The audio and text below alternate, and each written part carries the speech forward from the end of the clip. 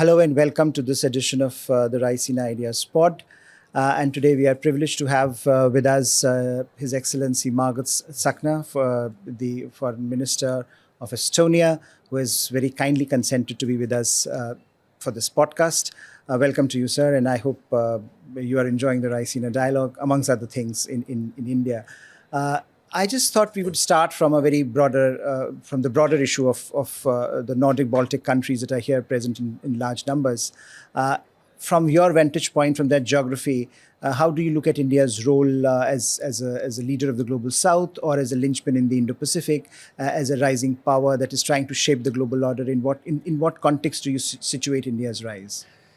Yes, indeed. We are here together with the Nordic-Baltic foreign ministers. And this is a frame of cooperation what we have. And it is very useful because we are very like-minded, even in European Union, where we have like 27 countries. European Union is a phenomenon, actually, to find a common understanding. And now more and more about the international policy and security policy, of course. And as we see as well, the Russia, which is our neighbor, and Estonia is a neighboring country to Russia. This format, as NB8, as we call it, Nordic-Baltic 8, it works very well. And also we have new members as Finland and Sweden, which hopefully has the last voting in Hungarian parliament next Monday, will become full member of NATO. It is changing the security architecture in our region. So we are all now full members of NATO. And in this regard, of course, we have a common understanding what is the other side of the east border of NATO and EU. This is aggressive Russia, which is committing the aggression against Ukraine.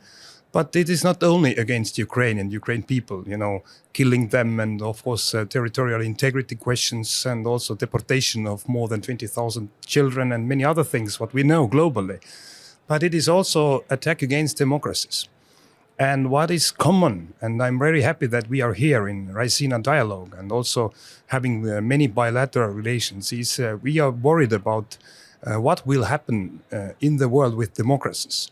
So India is the largest democracy in the world, and in the region which democracy is not granted in the meaning, and it's a hell of a job to run democratic country, and a huge country with a huge potential is India here. And so what we see is that relays on these values, relays on democracy and freedom, as well as territorial integrity, and the principle that nobody can change the borders using force, and so on. These are the values which are more practical than ever before today in the world.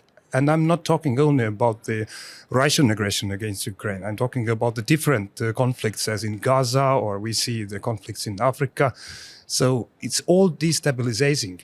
And what we see all together is that world is more divided than ever before, and it will be more divided after the. I hope that Ukraine win after against Russia, or the other way around. Be honest, and then democracies, they must work together, because what is democracy for people? This is freedom. People can make choices. It's also freedom to find the way out, how we economically trade, how we have a free trade between each other. So in this Raisina meeting, and also relations with India, they are more and more important, because we are standing for our values. We're standing for our lifestyle. And India is a leading power here. And also, be honest, we have China. China and Europe. In Europe, there is lots of discussions about how to get rid of dependence. Economical, it means as well political dependence from China. And India is taking here more and more the stronger position. So there are two aspects. One is, of course, political, in the meaning of democracies, freedom, all these principles, which are very practical today in the world. And the other is, of course, trade, about economical relations. So even in Estonia, which is not so big country, we have a special understanding and also interest in the projects and cooperation with India. So many meetings today, yesterday and tomorrow concerning that. So this is like the wider political discussion, but also very practical cooperation from the European Union and the Nordic-Baltic countries. Excellency, you mentioned several things, and just I want to pick on two of them. One is, of course, the fragmentation of the global order, and how we are looking at restructuring of supply chains, and how that globalization itself is becoming a very contested concept. Now, there is, as you mentioned, a lot of talk of diversification away from China to a certain extent. Over dependence on China has been a problem. We have seen it in our context. Europe has seen it in its context. How far do you think Europe has succeeded in the process of diversification away from China? And do you, as you were talking of India as a very critical partner, how receptive is India to that idea of India becoming a critical anchor as you structure the global supply chains? One can think that Europe is very, crazy place in the meaning of different countries, 27 member states. We are all deciding things together based on consensus and how can we run the European Union. But actually we can. And if we see as well how much we have changed, tomorrow or day after we are celebrating, in the bad words, the 2 years of Russian aggression against Ukraine. And what we have done as a European Union during this, actually we have cut 60% of trade via sanctions with Russia. 60 is a big figure. It harms all of us, but we find a ways out. And of course, India is one of the partners which can replace many strategical goods or strategical cooperation. Second is energy. Europe was dependent on Russian energy. We cut us off mainly. Just only some pieces left. It was a big decision. So we need to replace it. And of course, renewable energy reforms, as Estonia is doing and many other countries, but also other sources and nuclear and so on. It's all there again. This is as well the cooperation point. We have the same concerns with India because energy policy is something crucial. India has a plan for 2030 about 100% of renewable energy. Same Estonia, same many Nordic countries. So it's a question about technology. It's a question about cooperation and cooperation and experiences as well. So what I want to say is that if we make decisions in Europe, we can do it. Of course, the China dependence is like everywhere. It's everywhere.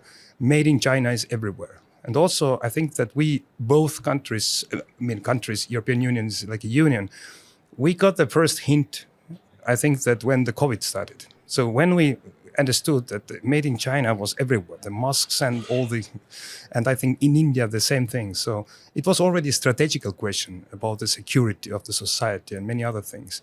But we are talking about geopolitical competition is a good word about that, not only in Europe, not only in India, but also in Africa, in Latin America, everywhere. And the question is, if China has an economical interest, it's always connected to political interests. So what if we have a partnership in economy? This is economical relationship. It relays on the same values, but it is not so much political. So, but today is in the world and also in the future where world is divided between democracies and non-democracies, we have to have these kind of very practical relations as well.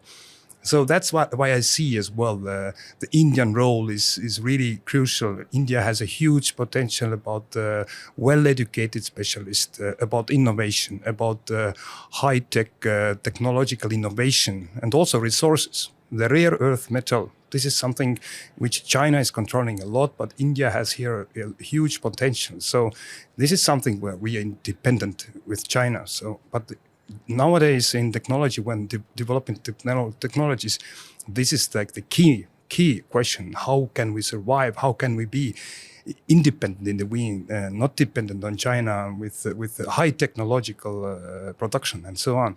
So many aspects, but I'm coming back always to these values, because everything, even economic relations, they can rely on values today, because we see there was a strategy with some countries in Europe that maybe we can control Russia or Putin via like energy policy, via economical ties, but they didn't work because Putin didn't act based on rational ideas, but based on ideology, which is irrational at all now. But I think that mostly the Russian people are suffering. Russian people are suffering, not Putin, not oligarchs. So that's why I think that we have to unite these democratical nations also and also work together to develop our economical growth. And India has like 7-8% economical growth. If you see the figures in Europe, you cannot see these figures there. So that's why as well we have to put our cooperation in a new frame. Excellency, before we end, one final question. We have talked about a lot of different kinds of divides in the world, from Ukraine crisis to the COVID crisis to now the Middle East.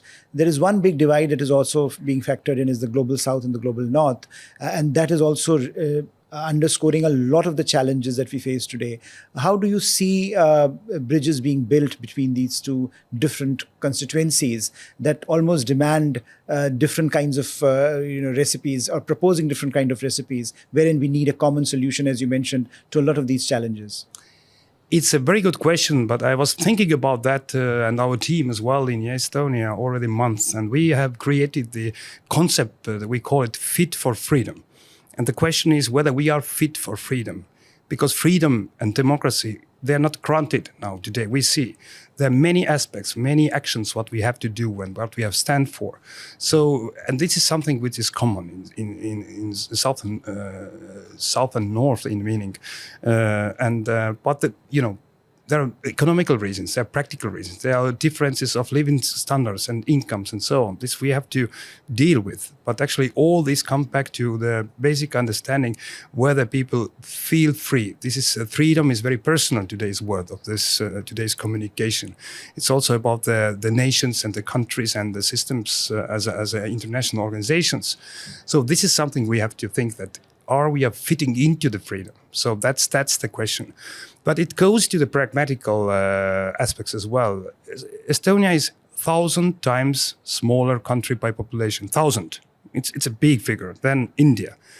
But I had many meetings and there's concrete projects going on about the cybersecurity, about IT. In Estonia, 99% of public services are online, so e-governance. So we have to protect it. This is cybersecurity matters, and also in military ways and whatever. The military industry projects, very innovative in Estonia, to scale up, come to India. We have many companies together with me as well in Raisina just to start this cooperation. I think that the Prime Minister Modi program, this Make in India, is something which fit to us very well with an innovative industry to come here to have a partnership and scale up, not in only Indian market, but also regionally. And why not globally, in the meaning of smart people, engineers, everybody is here. But the prices of the labor force and so on are totally different. So all these ideological things, it's coming finally to the practical cooperation. And I'm very happy for this Raisina dialogue meeting now these days, because at the same time, very interesting debates at the stage. We have bilateral meetings on all different levels, and I'm very happy. And one more thing, we are waiting, of course, the foreign minister's visit to Estonia. Publicly to open Mahatma Gandhi status as a gift. It was years ago as a gift from India, but I said no. We wait for the visit of the foreign minister because India decided to open embassies in Estonia, Latvia, Lithuania. Even we have 100 years of relations, diplomatical. The first time now we have as well Indian embassies there. So I wait the visit of foreign minister. We had today the meeting, and there was a promise to come. To open as well the symbolic status of Mahatma Gandhi, who is, the father of the freedom, democracy, and all the values. So on that optimistic note, hopefully our foreign minister will be there soon. Thank you, Excellency, for this wonderful conversation. And that's all for this evening. Thank you. Thank you very much.